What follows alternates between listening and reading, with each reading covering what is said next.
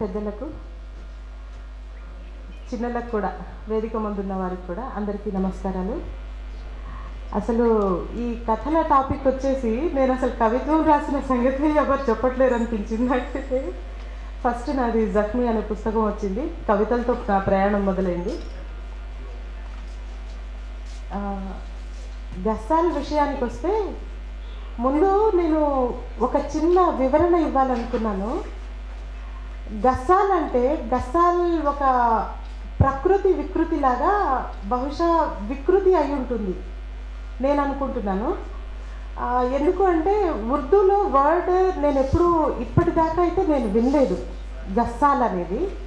First time sir ఇది రాసినప్పుడు, కథ రాసి ఆయనకు బహుమతి వచ్చేదాకా నాకు తెలియదు ఆయన కథ రాసిన సంగతి. బహుమతి వచ్చాకే మోహన్ చెప్పాడు ఇట్లా గస్సాల్ అని రాశారు అనేసి. అంటే గస్సాల్ అంటే ఏంటి అని అడిగాను నేను. గస్సాల్ అంటే నేను గసగసాల్లాగే అనుకున్నాను, కానీ దానికి అసలు కరెక్ట్ మీనింగ్ తెలియలేదు. ఆ తర్వాత నాకు తను కథ పంపించాడు. కథ పంపించాక నేను చదివాక దాని అర్థం నాకు అర్థమైంది. ఏంటి అంటే గుస్సూల్ అంటారు. గుస్సూల్ యాక్చువల్లీ ఉర్దూలో గుస్సూల్ అంటే ఇంగ్లీష్లో GHUSL గుస్ల్.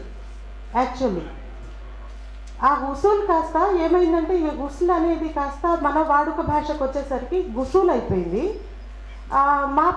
నేను కూడా పల్లెటూరు నుంచి వచ్చిందనే ఆ వాతావరణం అంతా నాకు పరిచయం ఉంది. మేమంతా కూడా గుసూల్ అనే అంటాము. ఇక్కడికి వచ్చేసరికి సార్ వాళ్ళ ఊళ్ళో బహుశా ఆయనకు తెలిసిన ఆ ఊర్లో వాళ్ళ వాడుక భాష ప్రకృతి నుంచి కాస్త వికృతిలోకి మారి ఉంటుంది. అది గుసూల్ కాస్త గస్సాల్ అయిపోయింది. ఆ గస్సాల్ అనేది కూడా, గుసూల్ అనేది ఒక స్నానం. స్నానం ఎట్లా అంటే ప్రతిదీ కూడా ఏంటి, మనం మన దేహం కావచ్చు, మన ఆలోచనలు కావచ్చు, ఏదైనా అపవిత్రమైనప్పుడు దాన్ని శుద్ధిపరచుకోవడం కోసం మనం ఒక విధమైన స్నానాన్ని ఆచరిస్తాము. అంటే యాక్చువల్లీ ముస్లిమ్స్లో ఇది ఉంది. సో దాన్ని గుసూల్ అంటారు. ఆ గుసూల్ స్నానం అయ్యాకనే మస్జిద్లోనైనా ఎంటర్ అవ్వాలి, లేకపోతే నమాజ్ అయినా అట్లానే చదవడము, ప్రతిదీ కూడా ప్రతిదానికి ఒక పద్ధతి ఉంటుంది. సో ఇదొక ఆచారం అన్నమాట. ఇది ఖచ్చితంగా పుట్టుక నుంచి, మనిషి పుట్టినప్పటి నుంచి కూడా తను ఎండయ్యే వరకు కూడా ఈ గుసూల్ అనేది వాళ్ళ జీవితంలో ఒక భాగంగా ఉంటుంది. ఈవెన్ సుంటి చేసినా కూడా గుసూల్ స్నానం చేయిస్తారు తర్వాత ఒక 21 రోజులకో 41 రోజులకో అది ఉంటుంది. ఆడపిల్లలకైనా సరే, మగపిల్లలకైనా సరే, ఎవరికైనా ఇది ఉంటుంది. చివరికి చనిపోయేటప్పుడు కూడా తన శరీరాన్ని శుద్ధి చేసి ఆ తర్వాతే మసీదుకి తీసుకెళ్లాల్సి ఉంటుంది, ఆడవాళ్ళనైనా మగవాళ్ళనైనా. ఆ తర్వాత అక్కడ జనాజాకి నమాజ్ అని ఉంటుంది.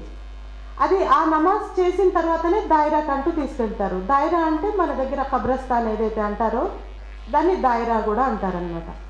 సో ఇది గుసూల్కి సంబంధించింది. నిజానికి ఇది నాకు ముందు మాట రాసే అవకాశం వచ్చినప్పటికి కూడా నేను అందులో రాయలేకపోవడం నా తప్పుగా నేను భావిస్తున్నాను. నిజానికి అది రాసి ఉంటే చాలామందికి ఈ పుస్తకం చదివిన వాళ్ళకి అది అర్థమయ్యేది. వోల్గా గారు టచ్ చేశారు, కానీ తను రాసిన దాంట్లో కొంచెం మాత్రమే రాశారు. ఇంకొకటి ఏంటంటే, అక్కడ గస్సాలని ఒక వ్యక్తిని వాళ్ళు పిలుస్తున్నారు అంటే, లైక్ వాళ్ళ ఏదైతే వృత్తి ఉందో వృత్తికి సంబంధించి కమ్మరి అంటారు, వడ్రంగి అంటారు, కుమ్మరి అంటారు. ఆ తరహాలో ఈయన వృత్తికి సంబంధించి ఆ పేరుని నేను పెట్టారని నేను అనుకుంటున్నాను. ఇక కథ విషయానికి వస్తే గస్సాల్కి సంబంధించి చెప్పాల్సిన పనే లేదు, అందరూ చెప్పారు. ఇంకొక కథను మాత్రం నేను మెన్షన్ చేయాలనుకున్నాను, హిందూ సీతా హమారా అనే కథని. ఆ కథలో కూడా నిజానికి అసలు విషయాలు అయితే అందరూ చెప్పారు, మిగతా కథలకు కూడా చెప్పారు. నేను మాత్రం చిన్న విషయాలు, కాంటెంపరీ ఇష్యూస్ మీద చెప్పాలనుకున్నాను. ఈ మధ్యకాలంలో జరిగిన ఒక సంఘటన ఏదైతే ఉందో, సింధూర్, ఆపరేషన్ సింధూర్ అనేది. సో ఇందులో ఒక కల్నల్ సోఫియా ఖురేషిని తీసుకురావడం అనేది, అది నాకు బాగా నచ్చిన అంశం. నిజానికి ముస్లిమ్స్ అందరికి కూడా బాగా నచ్చిన అంశమే కావచ్చు.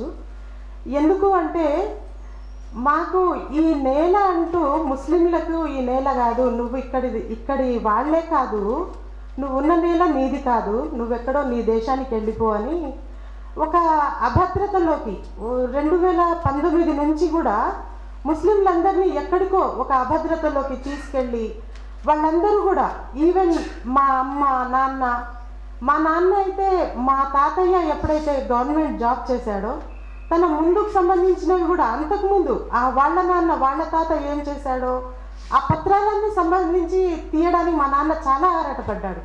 అంటే మేము ఈ దేశస్తులము అని మేము ప్రూవ్ చేసుకోవాల్సిన పరిస్థితి మాది. అటువంటి టైంలో ఈ హిందూ సీతా హమారా అనే కథ రావడం ఒక గొప్ప ఇష్యూ.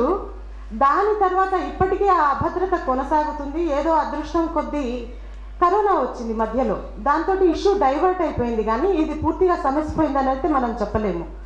ఆ టైంలో సోఫియా ఖురేషిని తీసుకొచ్చి తన ఆధ్వర్యంలో ఈ ఆపరేషన్ జరపడం ఏదైతే ఉందో, ఎవరైతే తెగిడిన చేతులే మళ్ళీ కూడా ఆమెను ఒక ముస్లింని కూడా ఈ దేశస్తురాలే అన్నట్టుగా ఆమెను పక్క దేశం కోసం ఎగదోయడం అనేది ఏదైతే ఉందో, సరే ఆమెను రాజకీయ పరంగా ఏ రకంగానైనా చేసి ఉండొచ్చు, కానీ మేము ఈ దేశస్తులమే అని ప్రూవ్ చేయడానికి అది ఉపయోగపడిందని నేను భావిస్తున్నాను.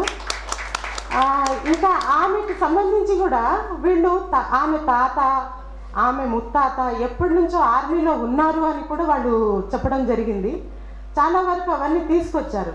అంటే మేము ఈ దేశస్తులమని వాళ్ళు చెప్పకనే చెప్పారు మళ్ళీ కూడా.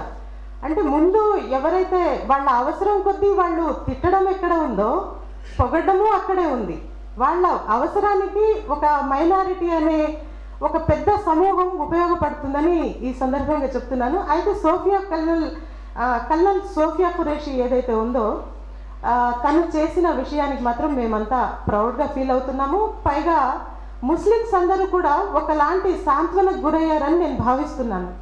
థ్యాంక్ యూ ఈ అవకాశం నాకు ఇచ్చినందుకు. ఇక కథల విషయానికి వస్తే ఆనందాచార్య సార్కి శుభాకాంక్షలు తప్ప ఇంకేం చెప్పలేను. ముందు మాటలో చాలా విషయాలు అనుకున్నవి నేను రాశాను. ఆ తర్వాత కూడా కొన్ని పాయింట్స్ రాసుకున్నాను, కానీ ఇప్పుడు అవసరం లేదు, ఆల్రెడీ అందరూ చెప్పేశారు కనుక ఈ అవకాశం ఇచ్చినందుకు ధన్యవాదాలు. Thank you. థ్యాంక్ యూ అక్క.